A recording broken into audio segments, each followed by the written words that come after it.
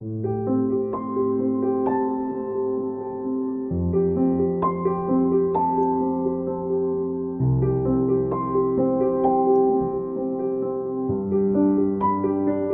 longtemps, j'avais envie de le faire et là, j'ai vu la communication passer et je me suis dit, j'ai même pas réfléchi et je me suis dit, bah, c'est maintenant, c'est le moment, c'est parfait.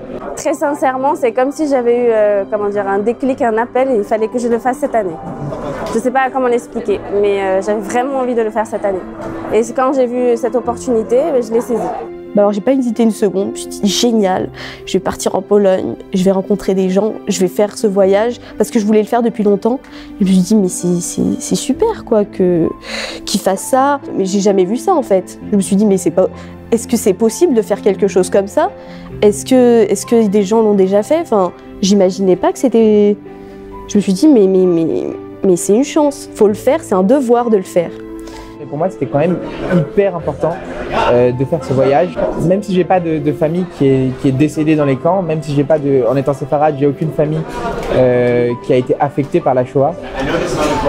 J'avais vraiment envie de connaître, de vivre les camps et de voir ce que mon peuple, même si c'est pas ma famille, avait enduré. Alors moi, en fait, j'ai un parcours un peu particulier parce que justement ma famille du côté de ma mère est donc ashkénaze, polonaise.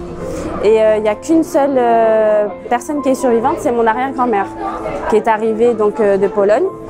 Et ça lui a fait un choc tout ce qu'elle a vu. C'est comme s'il y avait une énorme rupture. À partir de là, elle ne voulait plus entendre parler de tout ça. Donc c'est moi en fait qui a fait les démarches entre guillemets pour m'intéresser à mon origine déjà, et puis au judaïsme en général. C'est pas pareil. Les documentaires en noir et blanc et la vie en couleur que tu vois de tes propres yeux. Et en venant ici, ça te saute à la figure encore une fois, parce que tu y es, parce que tu réalises que ça s'est passé, que c'est là devant toi.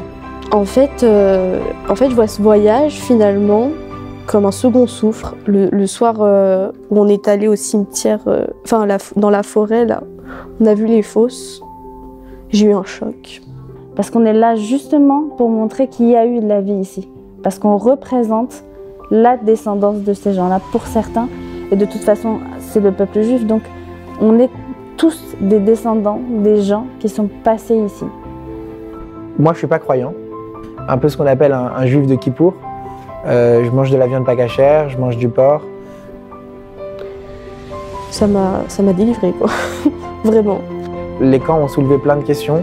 Maintenant, il va falloir que j'y réfléchisse, que j'en discute. C'est sûr qu'il y aura un avant et un après. Maintenant, lequel est-ce qu'il va être, je ne sais pas. Mon arrière-grand-mère, qui est donc la seule survivante, ne parlait que yiddish et polonais. Elle n'a jamais voulu apprendre le français. Toute son expérience, on la connaît quasiment pas.